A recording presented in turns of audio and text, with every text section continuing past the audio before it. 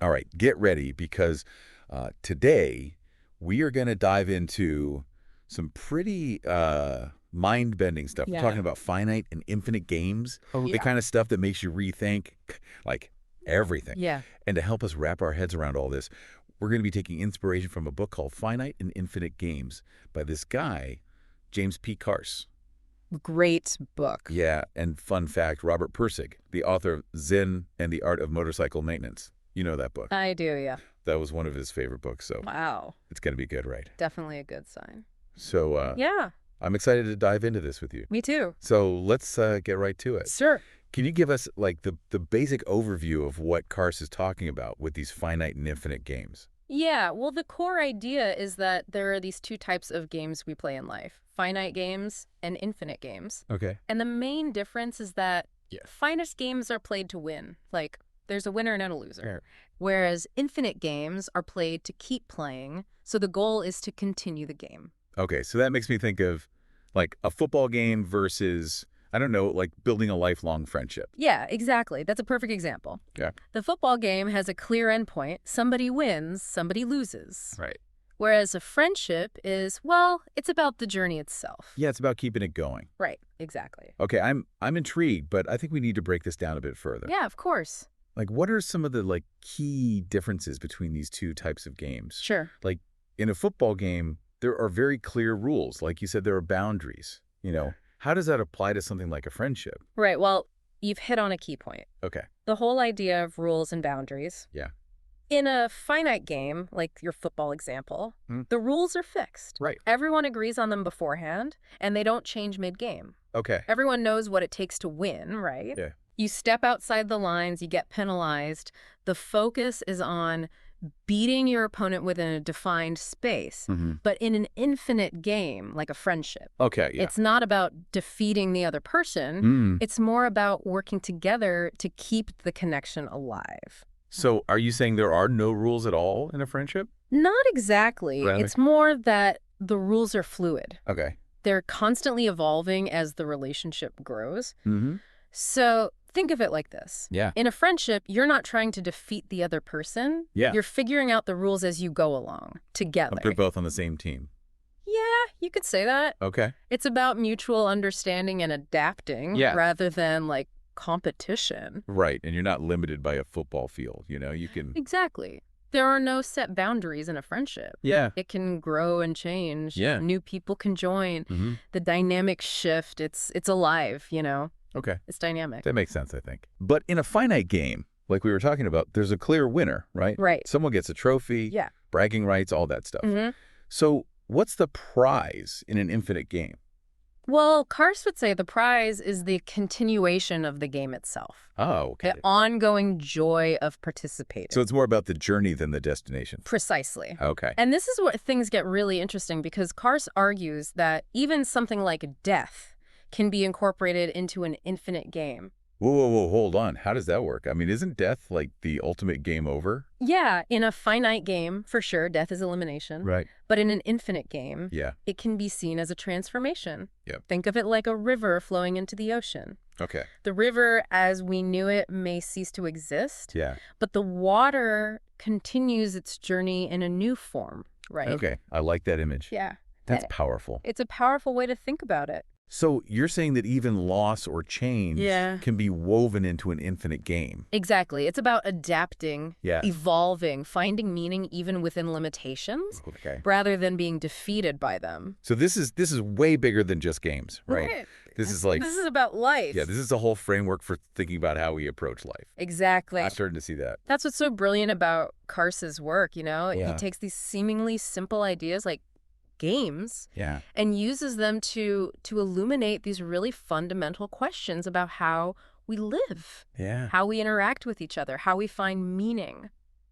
So how does all this apply to, say, like society as a whole? That's a great question. I mean, societies have laws. Yeah. Institutions like clear boundaries. Yeah. That sounds pretty finite, right? Well, that's exactly where we're headed next. Okay. Carse has some really fascinating insights on how society and culture can be understood through this lens of finite and infinite games. Right. But before we jump into that, what What stands out to you so far? What's sparking your curiosity about these ideas? Honestly, the thing that's really sticking with me is the idea that death can be part of an infinite game. Yeah. That's really making me think about like legacy, Yeah. impact, all that stuff. Yeah, it's a powerful concept. It is. It is. And it ties in beautifully with how Kars views society and culture. Okay, yeah, let's get into that. Okay. Honestly, the idea that even death can be part of an infinite game is really blowing my mind. It's a powerful concept, isn't it? Yeah. And it ties in beautifully with how Kars views society and culture. Okay. He sees society as a collection of those finite games we were talking about. Okay. All about rules, institutions, maintaining order, Yeah. creating boundaries, hierarchies. So it's like everyone's trying to climb the same ladder Exactly. to get to those limited spots at the top. Yeah, vying for that top spot, right? Right. But he argues that culture operates more like an infinite game. It's fluid, constantly evolving, pushing against those boundaries. Yeah. It's where creativity and new ideas emerge, Okay. challenging the established order. So it's like society provides the structure, You could say that, yeah. and culture is the energy that keeps things moving and changing That's a great way to put it. within that structure. Yeah, and this tension between the finite and the infinite, Yeah. this is where things get really interesting. Oh. Because even within a society, Yeah. you have individuals and groups who are playing different kinds of games. Right. Some are fiercely competing for power and status, Yeah. while others are more focused on collaboration, creating something new. This makes me think about property and power. Okay. Cars seems to connect those to finite games, right? Yeah. Like acquiring property is a way of showing off the titles and power you've won. You're catching on quickly. Am I? Okay. He argues that in a finite game, property becomes a symbol of victory, Okay. a way to mark your territory, solidify your position within the hierarchy. So the more you accumulate, the higher you climb on that ladder? In a sense, yes. Okay. But in an infinite game, Yeah. the focus shifts. Okay. It's not about how much you acquire, Right. but how you use what you have to keep the game going Yeah. to create something meaningful. Okay. Lasting. This makes me wonder about how these ideas apply to our relationship with nature. Okay. I mean, we've been talking about human interactions, but surely this goes beyond that. You're absolutely right. Okay. Kars extends this framework to our relationship with the natural world as well. Okay. He sees the machine as a symbol of the finite approach, Okay. trying to dominate and control nature to extract resources for our own gain. So it's like we're imposing our will on nature, Precisely. trying to force it to play by our rules. Yeah, trying to bend it to our will. Okay. But he contrasts this with the garden, Okay. which represents a more infinite approach. Okay. So what's the guardian? It's about working in harmony with nature, Okay. respecting its rhythms, understanding that we are part of a larger ecosystem. So instead of trying to conquer nature, Yeah, we're learning to collaborate with it. exactly. Okay. It's about recognizing the interconnectedness of all things, Yeah. understanding that our actions have consequences that ripple outwards. That's a pretty profound shift in perspective. It is. It makes me think about things like sustainability and climate change in a whole new light. Mm-hmm. If we see ourselves as part of an infinite game with nature, Yeah. wouldn't that change how we approach those challenges? It certainly raises some important questions, doesn't it? Yeah. It highlights the importance of understanding the different games we're playing, Right. not just with each other, Yeah. but with the world around us. Okay, so we've covered society, Mm-hmm. culture, property, power, Yeah. even nature. We're hitting all the big ones. And Karst doesn't shy away from applying these concepts to our personal lives either, does he? You're right. He doesn't. Okay. And this is where things get even more personal and, dare I say, Yeah. a little bit spicy. All right. I'm all ears. Well, Karst argues that sexuality, like any other aspect of life, Mm-hmm. can be approached from a finite or infinite perspective. So is he saying there's a right and wrong way to approach intimacy? Not necessarily. Yeah. He's more interested in exploring the underlying motivations Okay. and how they shape our experiences. Okay. He suggests that finite sexuality Yeah. is often about conquest and possession, Okay. treating the other person as an object to be one. So that sounds a lot like those power dynamics we were talking about earlier. Exactly. Yeah. It's about ego, Mm-hmm. control, Yeah. often reducing someone to a trophy Mhm. or a symbol of one's own desirability. Yeah. But infinite sexuality, he argues, is about something entirely different. Yeah. So what does that look like? He describes it as a dance of genuine connection, Okay. vulnerability, and deep respect for the other person's freedom.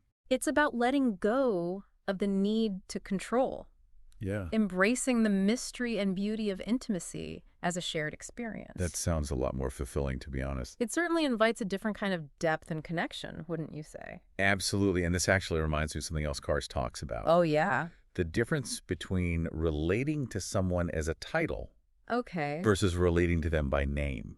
That's a brilliant connection. Is it? Yeah. It just struck me that when you were describing finite sexuality, Mm-hmm. it made me think about how we often reduce people to labels or roles. Yeah. You know, like the hot one, Oh, I see. the successful one, the one that got away. You know? Right, right. But relating to someone by name Yeah. feels like you're acknowledging their full humanity, Mm-hmm. not just a title they've earned or a role they're playing. That's such a powerful insight. It is. Yeah, and it applies to so many areas of life, you know? Yeah. When we focus on titles, Mhm. we're essentially playing a finite game. Comparing, competing, trying to fit ourselves and others into these predefined boxes. Yeah. But when we connect with someone by name, Yeah. we open ourselves to the possibility of an infinite game. Okay. One where genuine connection and mutual understanding can flourish. Okay. My mind is officially blown. It's a lot to take in, Yeah. but it's exciting stuff, isn't it? It is. It's a lens that can help us make sense of the world around us Yeah. and the choices we make every day. So where do we go from here? Well, What other aspects of life does Cars explore through this lens of finite and infinite games? there's one more area I think you'll find particularly fascinating, Okay. especially given your line of work. What's that? He delves into the power of myth and storytelling Okay. and how they shape our understanding of the world. Ooh, that sounds right up my alley. Tell me more. All right, storytelling and myth. This is where I geek out. Yeah, me too. So how does Cars tie those into the idea of finite and infinite games? Well, he makes this really interesting distinction between two types of storytelling, Okay. theatrical and dramatic. Okay. He says theatrical storytelling is very much aligned with a finite game mindset. Okay, so like I'm thinking those classic Hollywood blockbusters where the good guy always wins. Exactly. And everything wraps up neatly in the end. Yeah, there's a clear script, Right. a predetermined outcome, Yeah. a sense that everything happens for a reason. Right. And it can be satisfying. Oh, for sure. It can be very satisfying. But Cars argues that it can also limit our understanding of the world Yeah, it can keep us stuck in that finite mindset. because it reinforces the idea that life is all about winning and losing. Exactly. Okay. But dramatic storytelling, Yeah. he suggests that's more aligned with an infinite game. So like more of those independent films that leave you with more questions than answers. Yeah, that's a great example. You know, the ones that really make you think. Yeah, the ones that stay with you. Yeah. Dramatic storytelling embraces ambiguity. Okay. Multiple perspectives. Mm. The idea that the journey itself is more important than reaching a predetermined destination. It's like how we try to impose a narrative on our own lives, you know? Oh, yeah. Trying to make everything fit into this neat and tidy story. Right. Trying to find that perfect ending. But life is rarely that straightforward. It's messy. It's unpredictable. Right. It's full of twists and turns. And Kars would say that embracing that, Mm-hmm. that messiness, Yeah. that lack of a fixed script is key to living an infinite game. I think he's right. Which, this is going to sound like a jump, but it brings us back to something we talked about earlier. Oh, yeah. What's that? That difference between relating to someone as a title Right. versus relating to them by name. Ah, yes. I see the connection. It just struck me that theatrical storytelling Yeah. is kind of like seeing the world through titles. Okay. You reduce people and experiences to like their roles, their achievements, you Their know. place in the hierarchy. Yeah, exactly. It's all about labels. Ah, But dramatic storytelling is more like relating to someone by name. I see what you're saying. You see them as a complex individual with their own unique story, Mm-hmm. their own motivations and desires. That is such a brilliant insight. Is it really? It really highlights how these seemingly abstract concepts from Mhm. Kars's work Mm-hmm. can apply to even the most personal aspects of our lives. It makes me think about how we even define success. You know, How so? in a finite game, Yeah. success is all about those external markers, The trophies, the title. the accolades. Right. But in an infinite game, Yeah. maybe success is more about like The quality of our experiences, Interesting. the depth of our connections, the impact we have on the world. You're hitting on something profound here. Yeah. Kars actually talks about the concept of genius in this context. Okay, how does genius fit into all of this? He defines genius as the ability to see and act from a place of originality, Okay. to break free from those fixed roles and scripts we were talking about. It's about tapping into that creative energy that flows through all of us Yeah. when we let go of the need to control and just allow ourselves to be present. So it's about being fully engaged in the infinite game of life. Exactly. Not getting caught up in that win-lose mentality. Finite games. Yeah. Okay, my brain is like overflowing right now. I know, there's a lot to unpack here. This has been such an eye-opening conversation. It has. It feels like Kars is giving us a whole new vocabulary for understanding the world and our place in it. Yeah, a new way of seeing things. But I have to ask, what does this all mean for us on a practical level? Right. How do we actually apply these concepts to our everyday lives? That's the million-dollar question, isn't it? It is? And I think the beauty of Kars's work is that it doesn't give us like a set of instructions or a one-size-fits-all solution. Right. Instead, it invites us to ask ourselves some really important questions. Okay, like what? Yeah. Give me an example. Well, a fundamental one he poses is, what are we playing for? Yeah. Are we driven by the need to win, to acquire, to conquer? Or are we more interested in the journey itself? Yeah. The connections we make, the impact we have, Right. the legacy we leave behind. The answers to those questions, they can guide our choices, our relationships, and ultimately how we choose to play the infinite game of life. Wow, that's a lot to think about. It is. I think I need some time to sit with that and let it all sink in. I think we all do, you know? Yeah. It's not about finding all the answers right away, Right. but just starting to ask the right questions. Yeah. And Kars's work definitely provides us with a framework for doing that. This has been an incredible deep dive. I feel like I've gained a whole new perspective on everything. It's been a pleasure exploring these ideas with you. Likewise. And I hope our listeners are walking away with a similar sense of, I don't know, Yeah. wonder and possibility. Possibility. The beauty of an infinite game Yeah. is that it's always unfolding, always offering new opportunities for growth, connection, creation. Absolutely. So to all our listeners out there, keep playing, keep exploring, keep asking those big questions. Couldn't have said it better myself. Thanks for joining us on this journey into the world of finite and infinite games. Sure.